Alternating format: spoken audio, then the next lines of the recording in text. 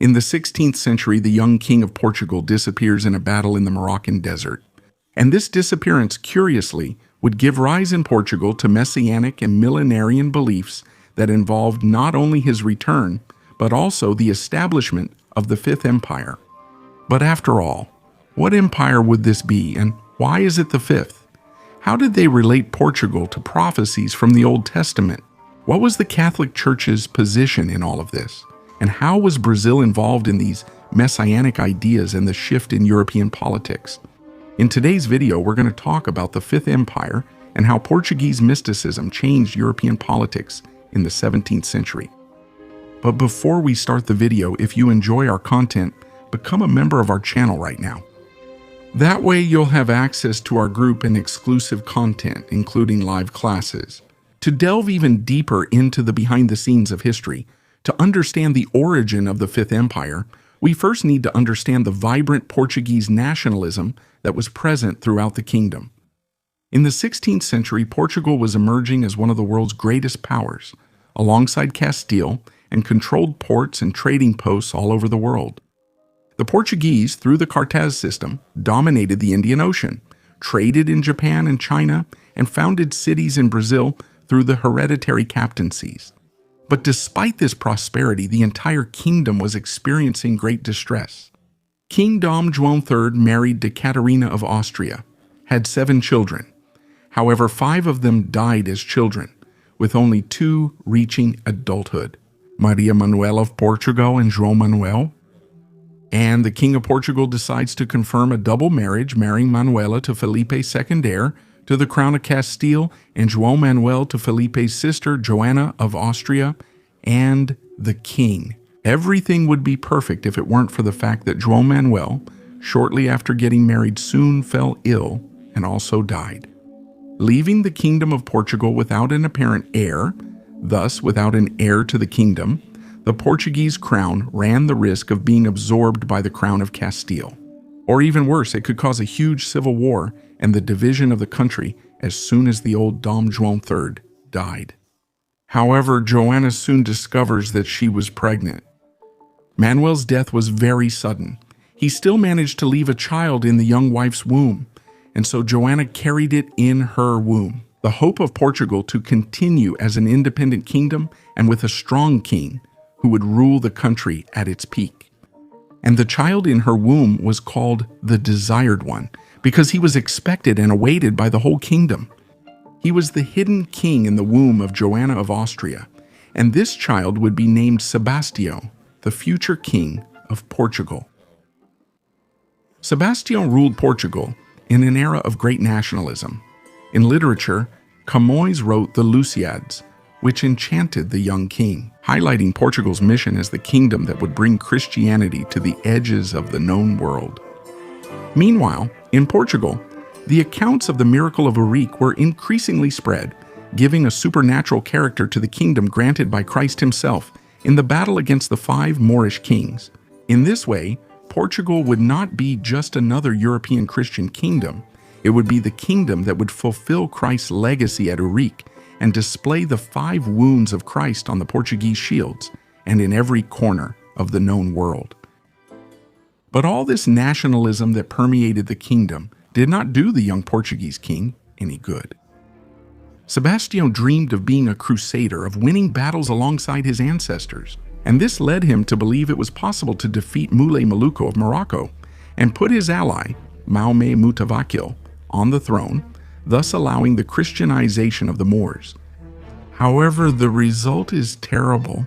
The invasion of Morocco by Portuguese troops and the presence of the king on the battlefield caused all of Morocco to enter into a true jihad against the foreign troops, and the Portuguese ended up defeated and captured at the Battle of Alcácer Quibé. And, to make matters worse, the king completely disappears in the middle of the battlefield, and this disappearance is closely linked to the idea of the Fifth Empire. That's because a very strong feeling of longing for the return of the king begins to emerge in Portugal. Even though they found an unrecognizable corpse attributed to him, no one could guarantee that it was, in fact, Dom Sebastião. And so in the kingdom, Sebastianism arises, that king who was wished for in the womb by the whole nation and was born as the savior of the homeland. He would return once more on a foggy morning to save the kingdom from all evils and restore the glories of the Portuguese Empire. And during the Iberian Union, Sebastianism spread widely in the Kingdom of Portugal, especially due to a combination of factors that circulated throughout the kingdom. Portugal, it was a kingdom full of new Christians who were Jews converted to Catholicism and who had a very strong messianic inclination, seeing the missing king almost as a new Messiah. Sebastião was no longer hidden by Joanna's womb, but now by a mystical aura, like an enchanted king who would return at any moment to free Portugal from all evil. And all of this became even more pronounced with thinkers like Dom Juan de Castro, who preached that he was still alive, as well as the popularization of ballads. The cobbler from Trancoso, who made prophetic ballads involving the Old Testament and the coming of the hidden king who would save the kingdom. Bandara was illiterate, but his prophetic ballads and dreams were irresistible. Portugal should rule the world through the hidden one, and it all made even more sense, since his ballads were composed many years before Dom Sebastião was born. These ballads were persecuted by the Inquisition, and many of their copies, which were popular among the new Christians, were burned, both by order of the Inquisition and by the Spanish kings who now ruled Portugal. But things change in the Kingdom of Portugal with the restoration of the crown to the Braganza dynasty. More than 60 years after the disappearance of Dom Sebastião, it no longer made sense to wait for the king's return. And more than that, Portugal needed a justification for its independence, one that wasn't just about having an empire attacked by enemies of Castile and having to pay high taxes. It needed a justification, above all, a moral one. That's because the Kingdom of Castile was involved in the main wars in Europe against the Protestant powers, defending the papacy and the power of the Catholic Church in the 30 Years' War. So Portugal's independence couldn't be just about taxes or money. And that's when, from Brazil, more specifically from Salvador, one of the greatest voices of the restored Portuguese monarchy emerges, that of Father Antonio Vieira. Having been born in Lisbon but raised in Brazil, he graduated in theology and philosophy from the Jesuit College of Salvador. And Vieira argues that the Portuguese Empire has an essential eschatological role in the history of the world. He relates not only Portugal with the prophecies of Eurique, but also with the Old Testament, more specifically with Daniel's vision of the statue and in the blessing. Nebuchadnezzar, as Alessandro Manduca rightly points out in his article on the subject, in the vision of Nebuchadnezzar's statue composed of gold, silver, bronze, iron, and clay, 4 empires were represented: the Assyrian Empire, the 2nd of the Persians, the 3rd of the Greeks, and the 4th of the Romans. But in Daniel's vision, a great stone breaks off to destroy the statue, and in the interpretation of the dream, that stone is also. It would be a kingdom, as it says in Daniel 2:44. But in the days of those kings, the God of heaven will set up a kingdom that will never be destroyed. And this kingdom will not be passed on to another people. It will crush and consume all these kingdoms, but it itself will stand forever. And in this case, Vieira argued that it was the Portuguese Empire, this kingdom sent by God to fulfill and shape the coming of Christ on earth.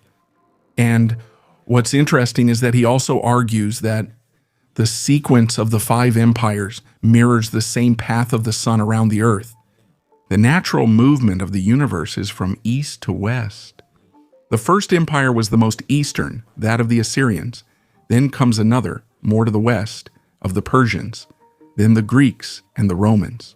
And finally Vieira's, which would be the 5th, the most western of all, actually, the most western in Europe, which would consolidate the empire of Christ on earth and which came like a rock. And Vieira goes even further. In his argument, he presents the 5th empire not as something brought by a specific king, like Dom Sebastião, but rather brought by the very Portuguese majesty itself. The king of Portugal and his crown, whoever the monarch was, he would be destined to be the vice Christ, that is, the hidden one. It was no longer the longed-for Dom Sebastião, but every king of Portugal. While the Vicar of Christ, the Pope, would establish spiritual power over the world, the Portuguese king would establish the royal authority and the political reign of Christ over the world, which in this way would facilitate the coming of the Savior. All this philosophy, which mixed Messianism, millenarianism, and favorable positions towards the new Christians, led Father Antonio Vieira to answer before the Portuguese Inquisition, a court that he himself criticized a lot, and he also answered to a case in the Inquisition, because after the death of King Dom João IV in the midst of the terrible war with Castile, he even claimed that Dom João IV would resurrect to maintain the restoration of the Portuguese monarchy. And so after a long process in the Portuguese Inquisition, the priest had to recant. However, Vieira also managed to gather many resources from the wealthy men of the kingdom for the war efforts. And he also obtained from the papacy a dispensation not to be persecuted by the Inquisition. And his sermons in favor of the Portuguese cause directly influenced the success of the War of the Restoration, with the Portuguese managing to maintain their independence from Castile. However, Vieira's political thinking regarding the Fifth Empire was not something exclusive to him, having spread widely throughout the Kingdom of Portugal. As João Francisco Marques points out well in his article, Friar Cristóvão of Lisbon also preached about the Fifth Empire, and he also preached the view that Portugal would be the stone that would destroy the image. And he even places Castile as the feet of the destroyed image. And on the other side of the world, it would be the Neapolitan Antonio Artisan Espínola, who worked as a missionary in Portuguese Goa, who would spread the idea of the Portuguese Fifth Empire. But as important as Vieira's work and his sermons were, and the idea of the Fifth Empire, all of this is extremely inconsistent with the political reality of those times. If the Fifth Empire was going to spread Jesus to every corner of the earth and establish Christ's kingdom through the crown, in reality, the crown of Portugal was abandoning Castile, which was fighting alone to consolidate Catholic influence in Europe. Portuguese. After the priest's death, the Portuguese crown would expel the Jesuit order from the kingdom, so beloved by Antonio Vieira. This shows the ironic and somber contrast between dreams and reality, between utopian messianism and political practice. Precisely because of this, the Fifth Empire is referred to by some authors as the Empire of Dreams, an empire of those who, like Bandara, dream while awake and who justify the history and existence of the Portuguese Empire and in the providence of that dream. But, at the same time, this messianic reverie developed in the Brazilian and Portuguese lands and spread throughout the entire Portuguese Empire. It shows that the history of Portugal is not limited to an empty colonialism of an exploitation colony, as some historians claim. There were messianic and Christ-like worldviews that connected Brazil to the fulfillment of a transcendent project, a dream world that preached the achievement of universal peace, which, however, is often forgotten by history. And did you know about the dream of the Fifth Empire? What surprised you the most? So, leave your comment right now to support our work and take the opportunity to become a member of our channel right now. That way, you'll be able to dive deeper and get to know the fascinating Iberian history even more.